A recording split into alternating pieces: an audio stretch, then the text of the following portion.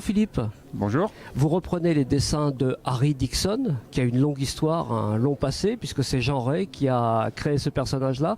Comment vous rentrez dans les habits de ce personnage, si j'ose dire? Assez facilement en fait parce que le scénariste et l'éditeur Jean des nouvelles aventures de Harry Dixon, Christian Van der Haag, qui a créé il y a une trentaine d'années les Art et BD, une maison d'édition qui était spécialement dédiée à ça.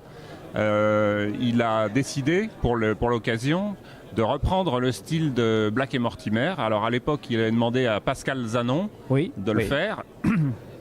Pascal Zanon a très bien réussi à s'approprier le style de Black et Mortimer, et en fait ça a été un peu un coup de génie, enfin un coup de maître en tout cas, parce que il se trouve que l'univers de Jean Ray, qui est assez fantastique et convenait assez bien, ça allait bien avec l'esprit et le dessin de Jacobs.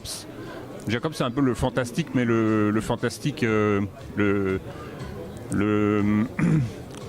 la scientific fantasy, quoi. Enfin, oui, c'est ça. Fantastique scientifique. Le merveilleux scientifique. Ouais. Alors que Jean Ray, c'est plus du fantastique pur. Ouais. En fait, à part le tout premier Harry Dixon, la bande de l'araignée, tous les autres ont été un peu tirés du côté James Bond.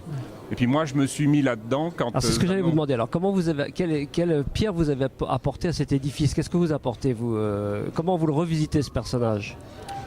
En fait, il a fallu respecter l'esprit qui avait été donné à la série par Zanon et par Van der Haag.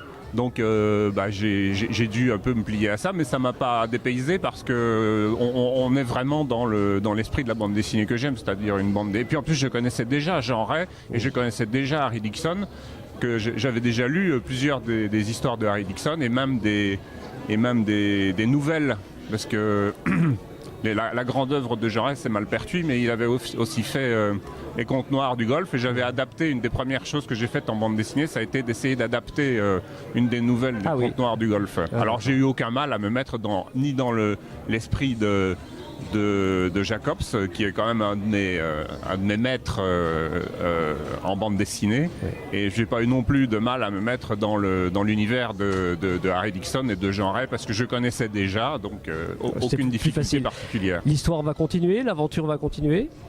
Pour l'instant, je ne sais pas, parce que ça a été quand même un accouchement difficile. Au départ, ça avait l'air assez simple pour moi, en raison de ce que je viens de dire, mais Christian Van der Haag avait des idées bien précises et une méthode de travail bien à lui. Et puis ça, par contre, j'ai eu un petit peu de mal à me mettre dedans. On va pas s'apesantir sur ça. Bon, en tout cas, celui-ci est une vraie réussite, et puis on espère qu'il y aura une suite. Et pour l'instant, je vous souhaite un très très bon salon ici à La Ferté-sous-Jouarre.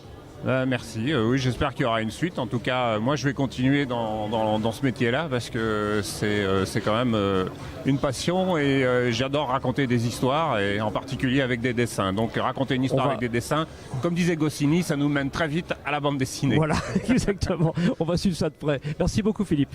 Merci, Bob.